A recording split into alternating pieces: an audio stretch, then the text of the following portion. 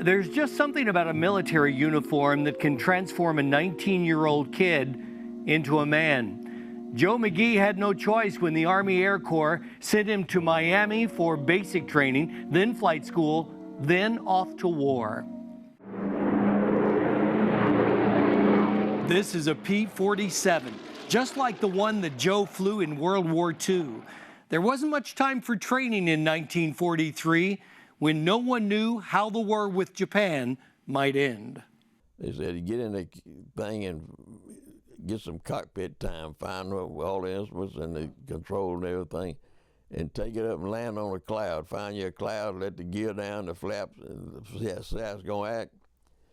They did that, and they came back and put ammunition in the gun. We flew them back to the war.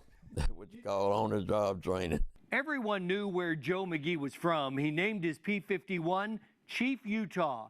So in what seemed like no time, Joe and Chief Utah were flying combat missions, supporting ground troops, and bombing important enemy positions. My question about fear and panic were answered with the calm that probably kept Joe McGhee alive. You have to be alert, so alert all the time.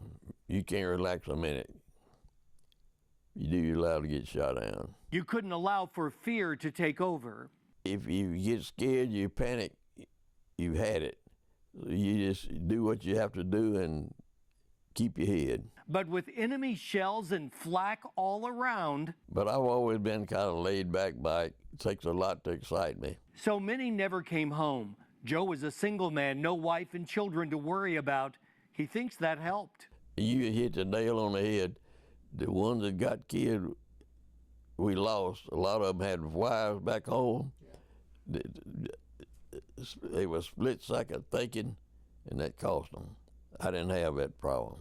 Joe flew the P-51 a lot, says it was a great plane, but he loved his favorite. It was the old jug, the P-47. A big old radial engine, and it would take punishment. I've seen them come back, shot up all the pieces, but it'd get you back home.